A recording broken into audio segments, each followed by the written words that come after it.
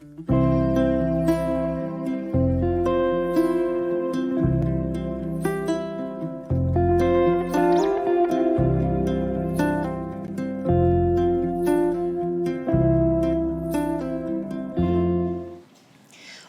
to the European Connection, tonight's Global Speaker Series discussion here in UCC. We're delighted to welcome alumni, students and friends here tonight, and also everyone who's joining us remotely from around the world. We'd especially like to thank Deloitte, our sponsors for the Global Speaker Series. The Global Speaker Series brings together experts from the alumni community with specialists from UCC to discuss topics of contemporary interest. We look at some of the opportunities and challenges facing our world today. This evening we welcome our excellent speakers, Noelle O'Connell and Dr. Mary C. Murphy, who will be introduced to you shortly by Professor Andrew Cottey, who is chair of tonight's discussion. Andrew is a professor in the Department of Government and Politics at UCC, and he's also an EU Jean Monnet Chair in European Political Integration. He's an expert in international politics and has been a NATO Research Fellow and a visiting researcher at the Stockholm International Peace Research Institute. Andrew is currently chair of the board of the British American Information Security Council, an NGO which works to advance nuclear arms control and disarmament. Andrew's research focuses on peacekeeping, conflict management and security, and we're delighted to have him as chair of tonight's discussion. Before I hand over to Andrew, I'd like to introduce you to UCC's Vice President for Global Engagement, Professor Ursula Kilkelly. Professor Kilkelly is, in addition to her leadership role, an expert in human rights and in the role of global institutions in the area of human rights. Welcome, Ursula. Thank you, Karen, and good evening, everybody. It's a great pleasure to be here as Vice President for Global Engagement at this really important event, which is part of the celebrations of Ireland's half-century of membership and association with the European Union. As Vice President for Global Engagement, I'm often asked whether Europe is in the brief of global engagement.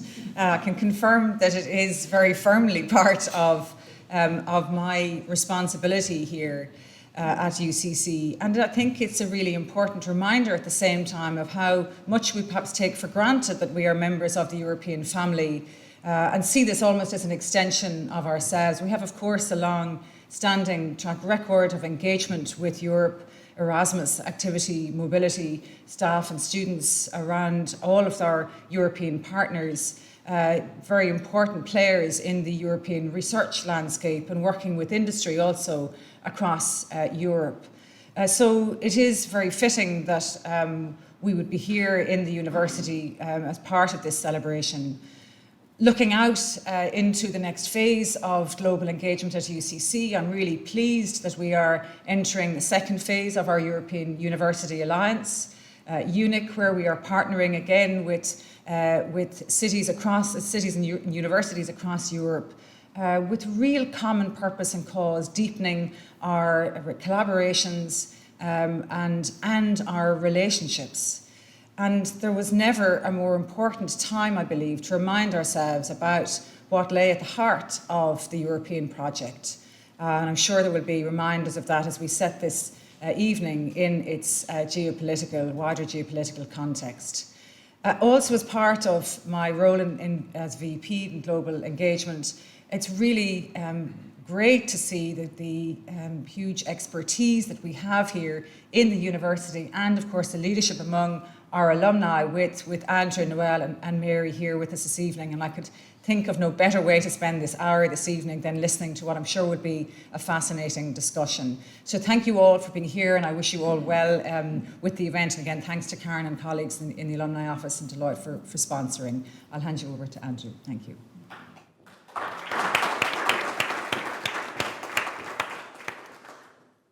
Thanks very much, Ursula. So you're all very welcome. So very welcome to everyone online and very welcome to all of you who are here in person. The idea behind this session is to look at 50 years of Irish membership of the European Union And we're framing this in terms of looking back, so what's happened, what has Ireland contributed to the European Union, how has the Union, membership of the Union changed Ireland, but also looking forward in terms of future issues. And we have two excellently qualified speakers, so I'll briefly introduce Noelle and Mary, and we'll then move through a series of questions, but we'll keep the questions fairly open-ended and try and have an open discussion. So Noelle O'Connell is CEO of European Movement Ireland and Vice President of European Movement International. She graduated from UCC with a degree in European Studies, French and Spanish. She sits on the National Economic and Social Council as one of the Taoiseach's independent nominees. She's been awarded the French Chevalier de l'Ordre National du Mérite and also an International Leadership Fellow of Society of Leadership Fellows, St George's House, Windsor Castle. And going back a while, she was the inaugural auditor of the European Society when she was a student in UCC. And then a little further to my left is my colleague Mary Murphy. Mary Murphy is a Jean Monnet Chair in European Integration and a senior lecturer, and also the head of Department of Government Politics here at UCC. So I have to make sure I don't ask Mary any really difficult questions, or I might be in trouble.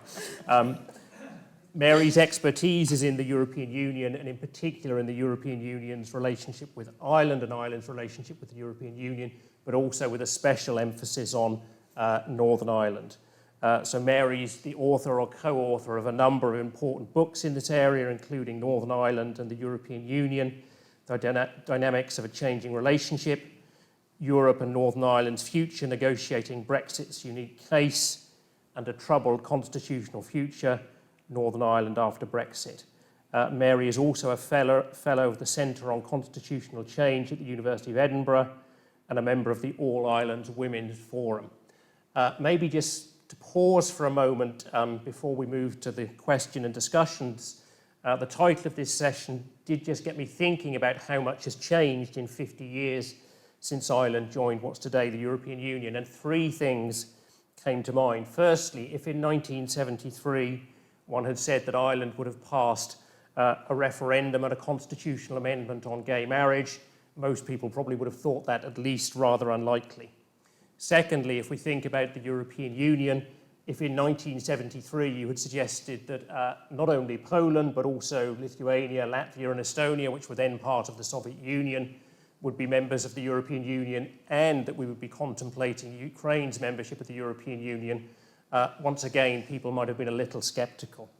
And then thirdly, if in 1973 people had suggested to you that the most important, or perhaps the most important issue facing us all, and which is also an important issue for the European Union, would be something called climate change, again, people would have probably looked at you with a rather blank face. So I think it really is interesting just to think about how much has changed in the 50 years since Ireland joined the European Union. And in a number of ways, we'll come back to some of those questions in the discussion.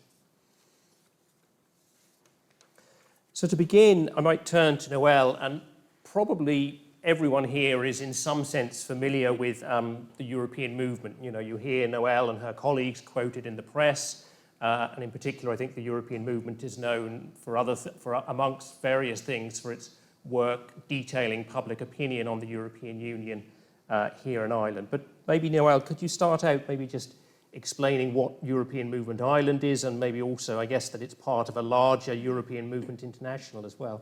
Thank you. Thanks, Andrew, and good evening, everyone. And thank you for coming out on this, I was about to say wet evening, but it's not too bad anyway at the moment. I was very relieved when Andrew stopped. I thought he was going to say what year I graduated from European Studies. So thank you, Chair, for not divulging that one. But so just by way of background, I suppose European Movement Ireland is the longest established civil society not-for-profit organisation that was founded in 1954 in Ireland, dedicated to promoting and developing the connection between Ireland and Europe. So we predate Ireland's EU membership. We were the lead civil society campaigning organisation for the Yes for Europe vote. And our role is, as Andrew said, we work in the areas of communications, advocacy, engagement and outreach. And, you know, in this in this era of anniversaries and celebrations. Next year we will be 70 years young, and I suppose the organisation as well. Many peaks and troughs. Referendums are always a busy time for us, and we're also members, as Andrew said, of European Movement International, which is the largest pan-European association. So we've everybody from trade unions, from civil society groups, and there's also versions of European movements in the different member states, but also in the accession countries and as far away as Armenia, Azerbaijan, and we're also working with civil society in Ukraine, and hopefully we'll be developing a European movement in Ukraine as well. So that's a little bit about what we do. And one other hat that I have as well that I better mention for Ursula and Karen, or I'll get into trouble. I'm the chair of UCC's Dublin alumni chapter, so I think it's a bit international. I asked Ursula, did her brief include Dublin as well? But as Karen reminds me, I think there's over 20,000 UCC graduates in Dublin as well. So if we're not in Dublin, we're in Brussels as well. So there you go. That's great, Noelle, thank you. And maybe one thing just to note, if anyone wants to know what the Irish public thinks about the European Union, the European movement has for many years done detailed opinion polling, and in fact we'll come on to that, but that's just one of the public services, in a sense, that the European movement provides. So maybe we'll start out looking back at 50 years of the Ireland's membership of the European Union. A number of questions. Why did Ireland join what was then the European Economic Community? How has membership impacted Ireland? And how has the EU changed over that period? So I might maybe turn to Mary first. Sure. Thank you. Thanks, Andrew, and thanks also to the UCC team for the invite. It's a pleasure to be here, and it's great to see some of my own students in the audience as well. And it's great to have Noelle here, and just to reiterate what Andrew said and what Noelle said about the European movement and the importance of the roles and functions that they play in Irish society broadly. Those public opinion polls are invaluable, not just in terms of what they tell us about Ireland's attitudes towards the EU, but they're also important in terms of our own scholarship and the research that we do here in UCC on all issues related to Europe. So it's a very important role and function that the European movement plays. So the question about why Ireland joined the EU, there's two main answers to that question, and they are economic and political. And the economic reasoning is very much linked to the UK's decision to join the EU at the same time as we did. Such was the extent of our trade relationship with Britain back in the post-World War II period, that the idea of Britain being in the EU and therefore within the European single market and Ireland being outside it really was inconceivable. It would have been economically hugely damaging if Ireland were not in a position to continue trading with Ireland in the context of the single market. So that was important, but even within that, Ireland's decision to join the EU was part of a bigger project of economic and social modernisation. As Ireland moved through the 1950s and into the 1960s, Irish political leadership was beginning to look outwards and was beginning to think about ways in which Ireland might really consolidate its own sovereignty and its international identity. So there was an important political context to that. And all of that played into the reasoning which explains why Ireland was considering joining the EU from the end of the 1950s, actually. It took a considerable amount of time for them to get to the 1st of January 1973. But it's also worth pointing out that the decision to join was put to the Irish people in 1972 in a referendum.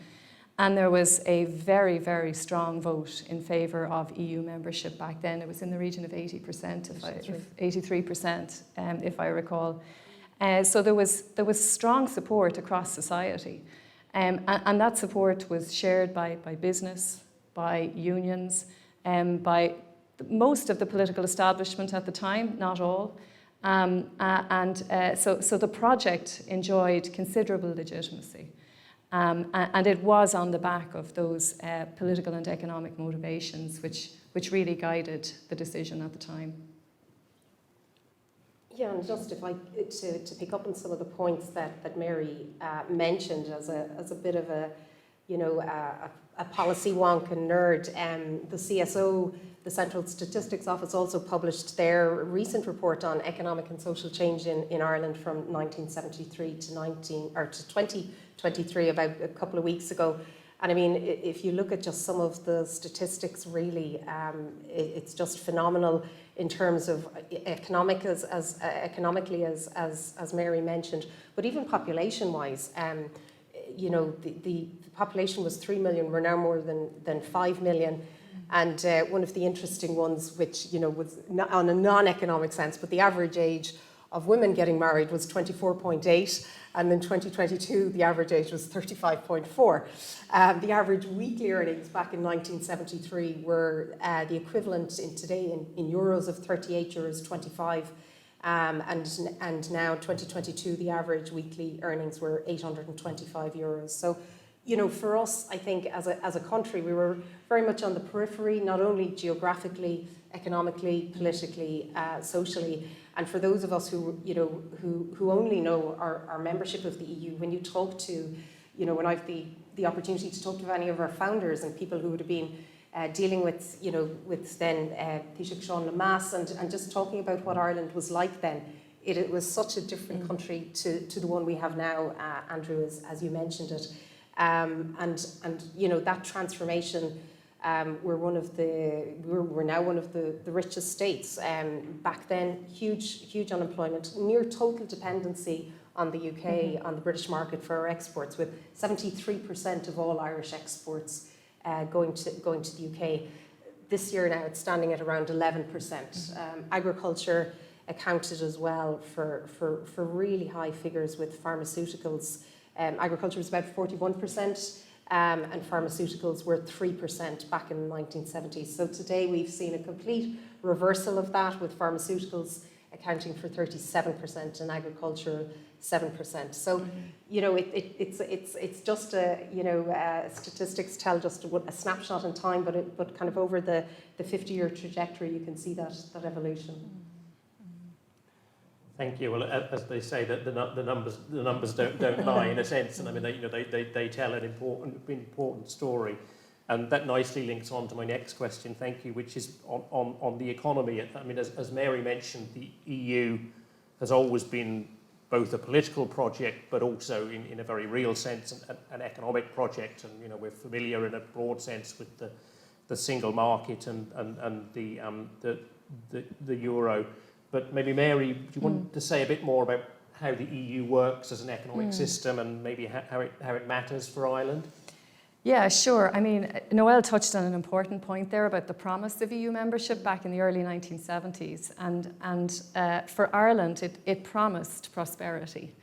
And it promised growth, and it promised competitiveness, and it promised employment across a whole range of different sectors.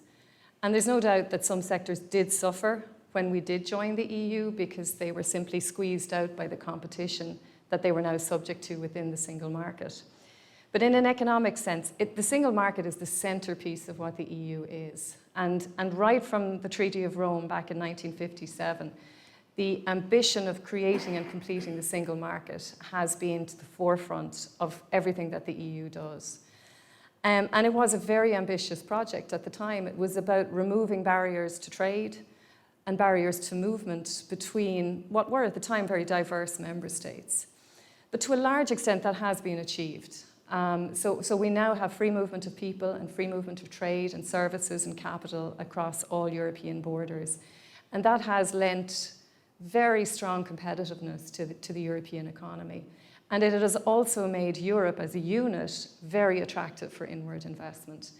And in many ways, that is how Ireland has capitalised on the European opportunity. It has been able to offer a site and a location for investment from outside the EU and from other member states, simply because of the fact that we have free and easy access to a market of about 430 million people. Ireland is also, I guess, in a way somewhat lucky in that we speak English and we have a very good education system, and that makes our graduates and that makes our society very appealing as well for inward investment. So there are other factors, including corporation tax, which account for Ireland's attractiveness as a site for investment and for industry.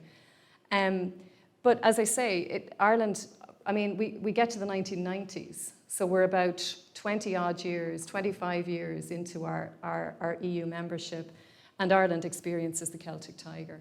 And that coincides with the period 1992, when the single market was effectively being completed. So Ireland did a very effective job at exploiting the potential that the single market offered, and it continues to do so. And it made a very important decision in the early 90s, the Maastricht Treaty, when it agreed to join the single currency. And what was really interesting about that is we agreed to join the single currency when the UK didn't. And that was economically interesting, but it was also politically symbolic as well, for the fact that it signalled a break in the relationship between Ireland and Britain. But again, our membership of the single currency, it's had its ups and downs. I mean, we have to acknowledge that the single currency ran into tremendous difficulties in the context of the global financial crisis, and was on the brink of collapse on more than one occasion. But nevertheless, it has survived, and again, Ireland has been able to exploit the single currency and its membership of the Eurozone to benefit the Irish economy. But that's not to discount the fact that there have been ups and downs in relation to the difficulties that the single currency experienced, and we can be critical of some of the decisions made by EU institutions and EU leaders in relation to how they managed the euro crisis. But on balance, Ireland's membership of the EU in an economic sense has been positive for the Irish economy and Irish society. Yeah, and I mean, just to pick up on a couple of points, to follow on from what Mary said, you know, obviously we're marking and celebrating 50 years of Ireland's EU membership this evening, but also it's the 30th anniversary of the single market, and we in European Movement Ireland did an event with Commissioner Mairead McGuinness, who has an incredibly long title of Commissioner for Financial Stability, Capital Markets Union, etc., etc. But as she said herself, Commissioner for Money. I said, that's a far better title, Mairead, stick with that one. But she said, you know, the single market works at its best when you don't notice it. And I think that really sums it up. I mean, you know, for somebody, I think she grew up in Lowthermead, and she talked about kind of crossing the border for butter, you know, and I've, like I have some young colleagues who are unaware of this, and you know, we've members of my team who are from Northern Ireland who commute down to our office in Dublin, and you know, we'll say pre-Brexit and all that sort of thing, but the single market just normalised, there was no border, you know, so we can't lose sight of that. And I think David McWilliams had an interesting line when he was talking about kind of Ireland and Europe. He said our policy was that the Irish strategy could be characterised as walking American, talking European, while sounding Irish. And you know, I think we've been very good at positioning ourselves as that bridge transatlantically. But again, you know, I'm always struck by, in my role as the national citizen representative to the Conference on the Future of Europe, Ireland's ability to attract inward foreign direct investment, being a European global hub for the large multinational tech companies. That level of FDI is something that the rest of our European Union member states, you know, look on with a bit of envy a lot of the time, but equally as part of you know, the government strategy in terms of marking this 50-year anniversary. EU embassies, Irish EU embassies, were encouraged to do similar events such as this with their Danish counterparts, and I couldn't help but be struck by the ambassadors of accession and candidate countries you know, coming up to me. And I think it's something we can take for granted, and saying that Ireland, with 50 years membership, how you have transformed your country in so many ways, as you mentioned, Andrew, has been, is like a shining beacon of inspiration for us, and you know, as a small as a small country. And I think the single market played a huge part in that, notwithstanding, as Mary said, try explaining the Fiscal Stability Treaty in 4 pages when it's never easy. There is obviously ups and downs, but the single market access that our SMEs, that our businesses, that we all have as citizens to that 450 million, and I have no doubt it will grow larger with enlargement as well.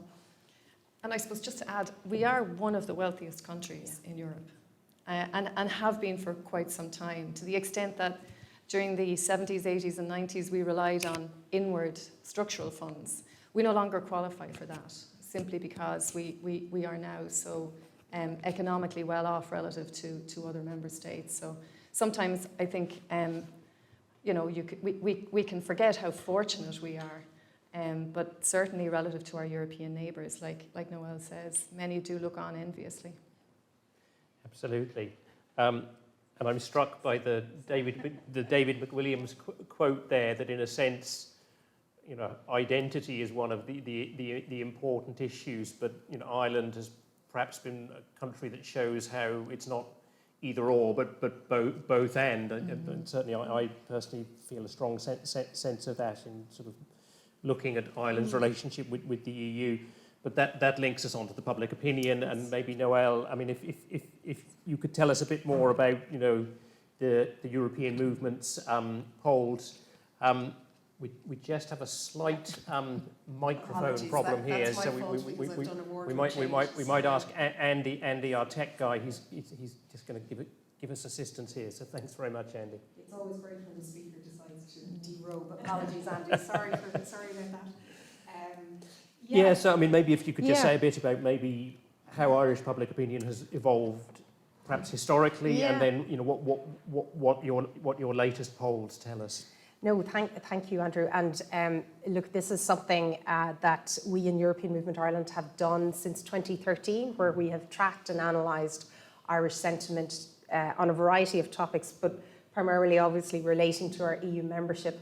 And as Mary said, it's good for me to be reminded of the importance of it academically, because I was speaking at an event in London, and the colleague with the PhD had based her PhD on our surveys, in one of the chapters in her book. So that was very affirming. It made me think, what am I doing wrong? But anyway, on the sentiment side, this year was the first year we did a concurrent all-island poll. So for the first time ever, 2 focus groups, North and South, were asked the same questions, obviously with slight tailoring for the North-South variances. But the perennial question we've asked is, should Ireland remain a member of the EU? And as Mary said, back on the 10th of May 1972, 71% turnout, 83% in favour. And since we have been tracking and measuring that question since we started, it has never dipped below 84%. And last year it was at 88%. In 2022 it was at 88%. And if people remember what was happening when Brexit in 2019, it reached 93%. So they were very, very pleased in Brussels with that. But that's and for some of the questions that we've asked about. The sentiment is really, really strong, but a salutary and cautionary tale and a reminder that we can't be complacent is the question we asked on whether you think the EU is moving in the right direction, and that drops to 58%. So, yes, 88% in favour of our membership, but 58% both North and South moving in the right direction. And then we asked, do you think you could be convinced in the future that Ireland would be better off outside the EU? And thankfully, again, very, very, very low in favour of that. So we're seeing 70% couldn't be convinced. So that's really, really positive. And then we asked people as well, what policy areas would you like to see more of a role for the European Union? Not surprisingly, healthcare and housing came out top in Ireland, and in Northern Ireland it was the environment and healthcare. So it's huge. And then I suppose, since Brexit, do you think Northern Ireland is better or worse off? Surprise, surprise, in Northern Ireland, they said 66% feel Northern Ireland is worse off, and in Ireland it was 51% felt Northern Ireland was worse off. And then just my last one that I'll ask on trust, which I thought was interesting, which of the following organisations do you trust more? In Ireland, there's 50% trust levels between the government and the EU. In Northern Ireland, 44% trusted the EU, 34% trusted the Irish government, and 22% trusted the British government. So anyway, so for anybody who's interested in polling and data and stuff like that, there's lots of information. If you go on our website, europeanmovement.ie, you can look at all the polls to your heart's content. So I might ask Mary to come in on that, and I'll add one extra bit which Mary might speak to, and Noelle could as well, which obviously is the rise of Sinn Féin, and obviously we know there's going to be an election in the next year or so, and there's a possibility at least that Sinn Féin could be the lead party in government, and obviously historically Sinn Féin had been quite Eurosceptic, and there's some debate, I guess, about how far Sinn Féin's position has shifted. So, I mean, if you have more general observations on the public opinion, please, Mary, but maybe specifically on Sinn Féin and a possible new government here. Yeah, on the public opinion question, it's quite interesting because Ireland is consistently positive, and it's not just the European movement polls, but it's Eurobarometer polls as well that demonstrate that the Irish population is most supportive, actually, of the EU, of all European countries. But yet, at the same time, the Irish rejected two treaties, the Nice Treaty, first of all, and then the Lisbon Treaty, before we had a second referendum on each of those treaties. And that second referendum offered certain conditions and guarantees to Ireland, which allowed the referendums to be passed on both second occasions. So there's a curiosity there, and there's a bit of a puzzle. Much of the research that's been done around it, however, suggests that the reason people voted against European treaties, despite generally positive attitudes, was because they had insufficient information and understanding of what precisely each of these treaties entailed. So there was a knowledge gap or a knowledge deficit. And when it was explained second time round, and I think in fairness to political parties, they made a much more concerted effort second time round to explain the treaties to society. They passed on both occasions. So I think that's why organisations like European Movement are so important, because they play an important information role for societies as a whole in helping us to understand they're very complex, these treaties. And you can pick one little bit of a treaty and say, this means conscription to a European army. And that kind of information can be manipulated and exploited and misrepresented. And it means that an entire treaty is then rejected, even though that particular assertion is, of course, completely false. And the other point I would make, the general point, is that Ireland is very unusual relative to other EU member states in that we have no dedicated Eurosceptic political party or movement of any substance, really. There are a small number of very minor political parties who have anti-European sentiment, but they have no electoral representation whatsoever. Now, having said that, I agree with Noelle, there is no room for complacency in terms of assuming that those parties will always be marginal, or assuming that those parties will never secure elected candidates. Issues like the migration crisis, for example, are definitely mobilising factors for some Eurosceptics within Irish society. So that's important. And then on Sinn Féin, absolutely, Sinn Féin has historically been Eurosceptic, and Sinn Féin objected to European membership for Ireland way back in 1973. But their position has shifted, and I would suggest it has moderated. And that process of moderation was probably happening from the 1980s, maybe even the late 1980s into the 1990s onwards. But it has certainly become more pronounced in the last 10 years or so. And if you think about Brexit and the Brexit referendum, that is the only time that Sinn Féin has advocated for a yes vote in a European referendum. Every other referendum in Ireland, they were advocating against treaty revision. So that marks something of a step change. Sinn Féin is no longer calling for Ireland to leave the European Union. They do call for reform of the EU, but they have shifted their position on issues like foreign and security policy, to some extent at least. And they are now supportive of continued Irish membership of the European Union. And they're also mobilised in Brussels in a way that they haven't been previously. They're actually very mobilised in Brussels. And they are enjoying access to political groupings in the European Parliament, to national governments, to embassies, etc., etc. And much of that, I would assume, is predicated on their belief that they will be in government soon, and that they will then play a very important role in terms of Ireland's membership of the EU, and they don't want to be seen as a threat or a risk to the European project.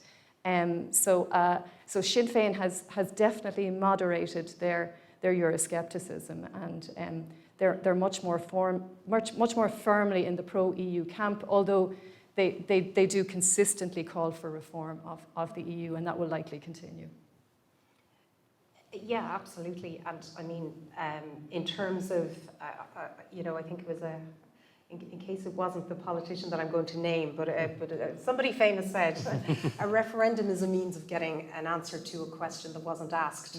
And we definitely saw that with Brexit, I think. But in terms of, I can only speak, and as an organisation, we're non-partisan, we're independent. I like to say we work with all faiths and none. So, if we're asked to engage or speak to political groups, to any organisations, or there's summer schools or anything like that, we absolutely do. And as part of our own EU 50 work, we asked, well, he was then Taoiseach and now Taoiseach, and he was then Taoiseach, now Taoiseach, to do a podcast with us. And we also invited Mary Lou MacDonald to do a podcast with us. And it was excellent.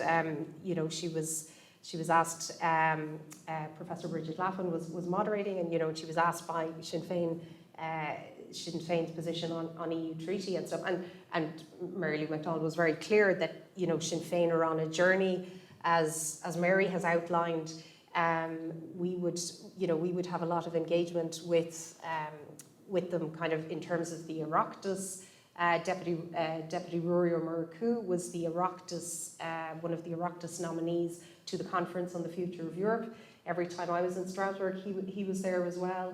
I was before the Oireachtas EU Affairs Committee last week. There's a lot of engagement, and they're not shy about their belief that, as you said, Mary, that the EU needs to reform and engage. But we would have, we would see a lot of engagement on that, and they're quite active in engaging with the diplomatic community as well, and as part of the wider Irish European engagement, and of course very much so on a Brexit front as well. Thanks very much. You've already mentioned Brexit, so we might maybe turn to that in a bit more detail. And I guess, it's all just, again, one of these things just to pause and think about some of the turbulence, if I put it like that we've seen in relation to Brexit, and certainly some of the drama that we experienced, or at least watched from not that far away in London in terms of Brexit. So, Mary, we might start with you here. Perhaps maybe a little bit of kind of history. What role did the EU play in the Northern Ireland peace process? And then how has Brexit impacted Northern Ireland, and maybe any observations on the challenges that Ireland as a country and the Irish government faced and still faces perhaps in trying to manage Brexit? Sure. The EU did not play a direct role in the Northern Ireland peace process. I think that's that must be said. But the EU did play a discreet and very subtle role, simply by the fact of Irish and British membership of the EU. So that shared membership of the same community meant that both Britain and Ireland had a common interest. It also meant that both countries were part of the single market, And that effectively, as Noelle said, it removed the border between North and South. It at least removed the customs border between North and South. The security border did remain for some time. And again, today, I was only in Belfast a couple of weeks ago, but I've been going to Belfast since the 1990s because I was a student at Queen's University Belfast. And like it's a fundamentally different journey to what it was in the 1990s. And that is a consequence of the single market and also a consequence of the peace process. So I suppose for today's generation of students, familiarity with the way in which the European Union facilitated free movement between North and South is something you may not necessarily appreciate.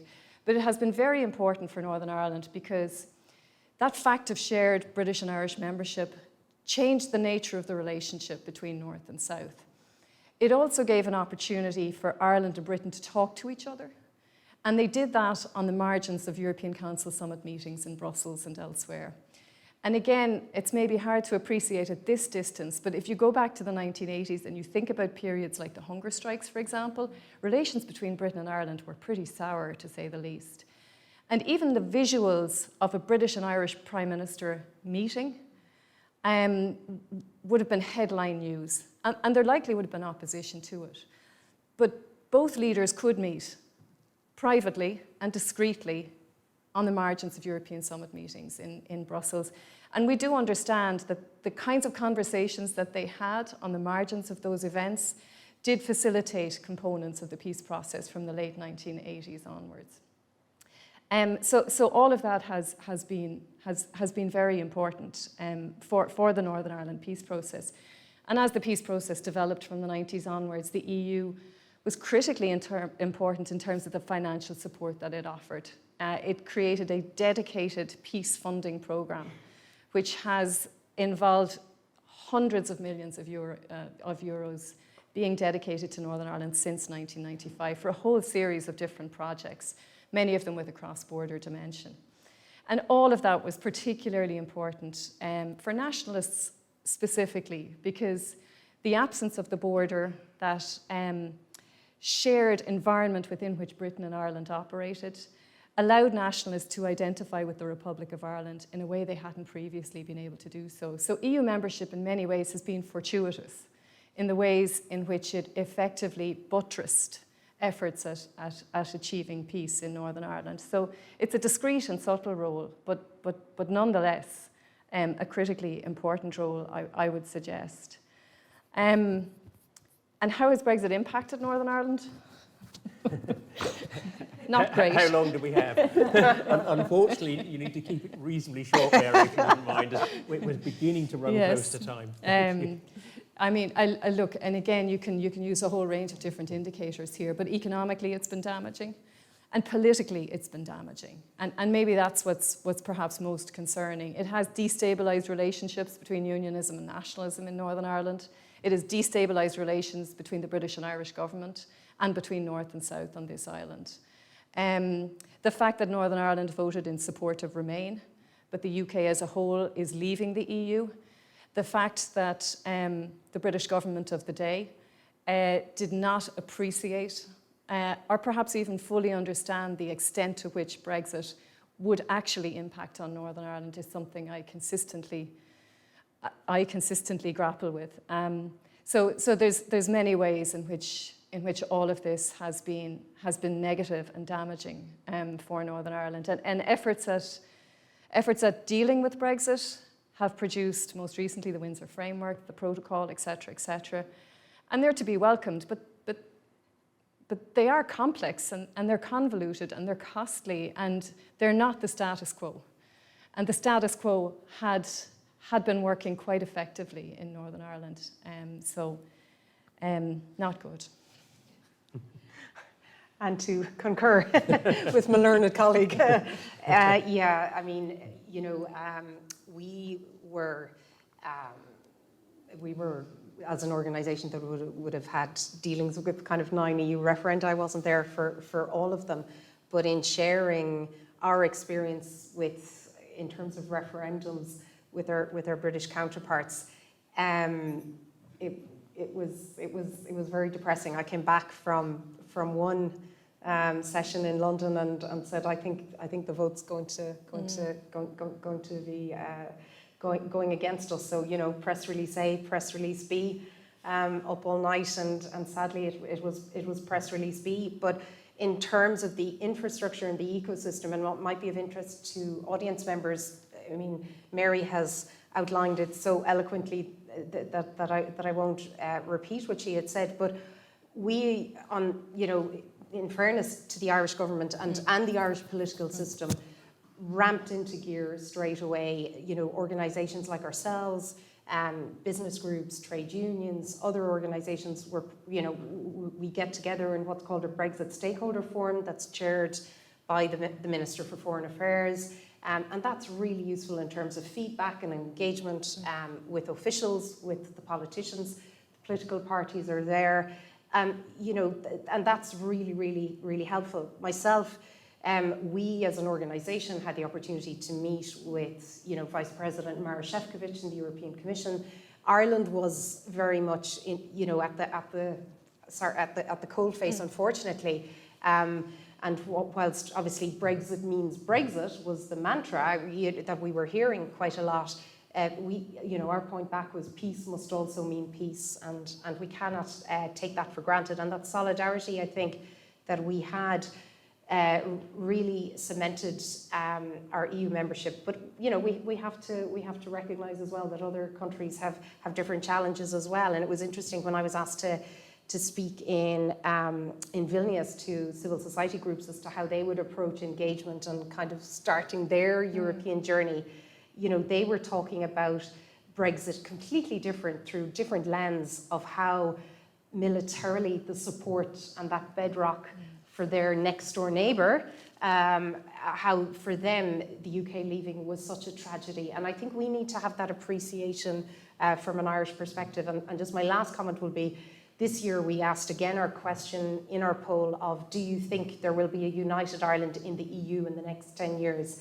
And this was the one that made the front pages of the Belfast Telegraph and the Irish News on the same day. So got massive coverage in the north.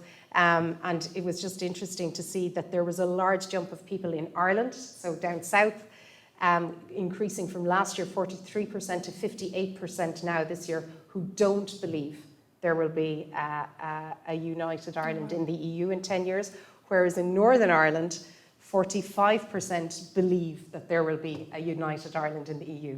So I got a lot of questions on the findings, and interestingly, the voters by leave, by demographic, by ages, because what we tend to see is that the 18 to 24-year-olds and the 55 plus cohort tend to be the most positive on all questions. So I'm very happy to nerdily chat through this at the coffee break further. Those are fascinating statistics or numbers when you think about them. We're almost at the end of our time, but just one final question. And you mentioned there concerns in Central Eastern Europe about the negative impact of Brexit. So maybe just one word or so, or a couple of sentences from you each on the future, and maybe in terms of enlargement, so possible Ukrainian and other former Soviet states joining the European Union, but also maybe what might that mean for the European Union? Mary, please. Yeah, well, this is a very live issue, and this is really top of Europe's agenda right now, is the question of future enlargement. And Ukraine and Moldova, possibly Georgia as well, getting candidate status. So we're seeing the EU moving further to the east, and that brings its own challenges. Ukraine and Moldova have a long journey ahead, even if the enlargement process is to progress. There are clear standards in place, clear expectations on what must be achieved by prospective member states before membership is deemed final and confirmed. So there's a lot at stake here, and there is a degree of division within and across the EU about the merits of enlargement, particularly in the Western Balkans. Ukraine and Moldova are slightly separate. The Western Balkans are more disputed in terms of support for enlargement into that troubled part of the world as well, it has to be said.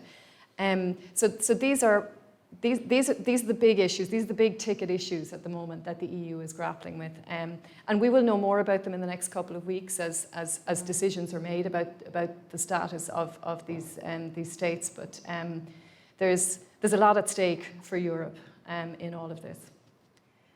And I worry, and my concern is that we won't get it right. And I think we've seen the challenges of getting agreement with 27 member states. If that goes to 33, I mean, Ukraine, 9 Irelands will fit into Ukraine. I mean, the size of farms in Ukraine compared to the agricultural structure, countries who are net recipients, net beneficiaries. How is that all going to play out? And I think we need to have very honest, robust conversations. And I think Ireland needs to take a strategic and ambitious approach to this. We're traditionally seen as very pro enlargement because we have seen how membership has benefited us. But there are going to be challenges. Ireland, we're a net contributor to the EU budget, but I don't know how well known is that. I mean, the funding that we have received, if we were to be purely baldly economic about it, has transformed Ireland. But we need to start thinking about the structure, QMV, backsliding on the rule of law. What's happening in Hungary and Poland is obviously concerning and worrying. And for those of us who believe in the values on which the European Union was founded all those years ago, I think we need to start having that conversation and discussion. And of course it is happening, but I think it needs to take place more broadly and in the round, because if we don't put forward and be a little bit more confident and assertive about what type of Europe we want, we can't just sit back passively and let it happen. But I think enlargement is going to be the key issue. One of our new projects that we're doing is on misinformation and disinformation, where we're analysing data sets of what's happening in social media discourse across Ireland. And it's been a complete eye-opener in terms of that and the migration issue and blame being apportioned to we'll say, we're seeing kind of in some of the data sets, Ukrainian refugees in terms of the housing and healthcare challenges in Ireland. So these are all very sensitive, tricky issues that we have to grapple with, but we can't afford not to be brave and just to start having that conversation and that engagement. Thank you so much. Well, unfortunately, we've come to the end of our time, but I'd really like to thank Noelle and Mary for their expertise and their fantastic insights. I think for anyone in the audience here or listening in online, it really helps us to understand both the history but the issues that we're looking at the moment. So I'd like to just end by thanking Noelle and Mary in the usual fashion. Thank you, Andrew. And with that, we'll also say goodbye and thank you to our online audience as well.